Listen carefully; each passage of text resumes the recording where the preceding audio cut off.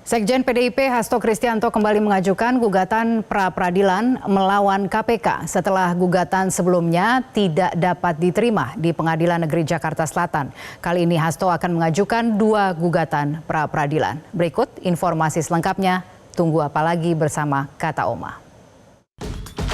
Renyahnya bikin lagi.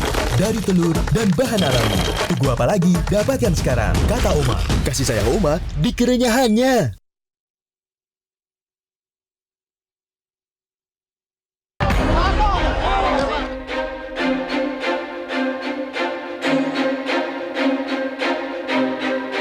Nah, eksepsi pada A2 dikabulkan, maka terhadap eksepsi termohon yang lain dan seluruhnya tidak perlu dipertimbangkan dan diberi penilaian hukum. Menimbang oleh karena eksepsi termohon dikabulkan, maka terhadap pokok perkara ini tidak perlu dipertimbangkan dan diberi penilaian hukum lagi. Sehingga dengan demikian, hakim berpendapat bahwa permohonan pra-peradilan dari pemohon adalah dinyatakan tidak dapat diterima. Itulah bunyi putusan Hakim Tunggal PN Jakarta Selatan yang tidak menerima gugatan pra-peradilan yang diajukan Hasto Kristianto. Meski kalah di pra-peradilan, rupanya upaya Sekjen PDIP Hasto tak sampai di situ saja. Hasto kembali melawan KPK dengan kembali mengajukan pra-peradilan. Kuasa hukum Hasto menyebut gugatan pra-peradilan kali ini berbeda dengan sebelumnya, di mana tim kuasa hukum mengajukan 2 permohonan atas 2 pasal yang disangkakan KPK, yaitu pasal suap dan pasal perintangan penyidikan. Mereka ingin agar pengadilan memeriksa pokok perkara yang belum tersentuh di pra-peradilan sebelumnya. Telah mengajukan 2 gugatan pra-peradilan kembali di Pengadilan Negeri Jakarta Selatan. Kami menilai bahwa dalam putusan hakim hari Kamis tanggal 13 Februari 2025 kemarin belum menyentuh pokok perkara memeriksa sah atau tidaknya status tersangka Mas Hasto Kristianto.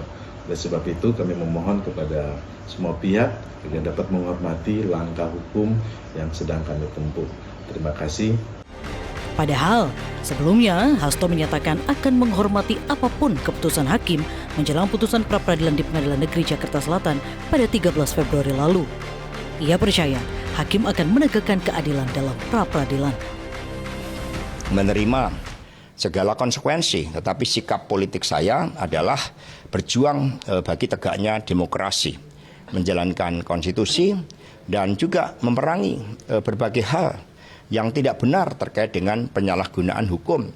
Dari fakta-fakta yang ditampilkan kan banyak kejadian-kejadian sehingga ada ahli yang kemudian menyimpulkan bahwa saya ini ditetapkan sebagai tersangka terlebih dahulu dan kemudian baru proses yang lain dilakukan. Banyak juga ada saksi intimidasi.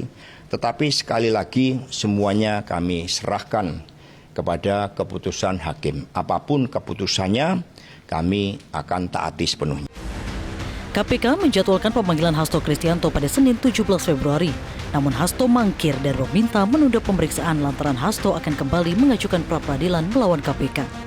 Sebelumnya, KPK mengungkap adanya dana 400 juta rupiah untuk menyuap eks-komisioner KPU RI Wahyu Setiawan dari Hasto. KPK mengatakan uang dari Hasto digunakan sebagai operasional pengurusan proses pergantian antar waktu anggota DPR untuk Harun Masiku. Buronan paling dicari itu juga disebut menyiapkan 600 juta rupiah untuk menyuap Wahyu. Tim Liputan Metro TV. Jelajahi cara baru mendapatkan informasi. Download Metro TV Extend sekarang.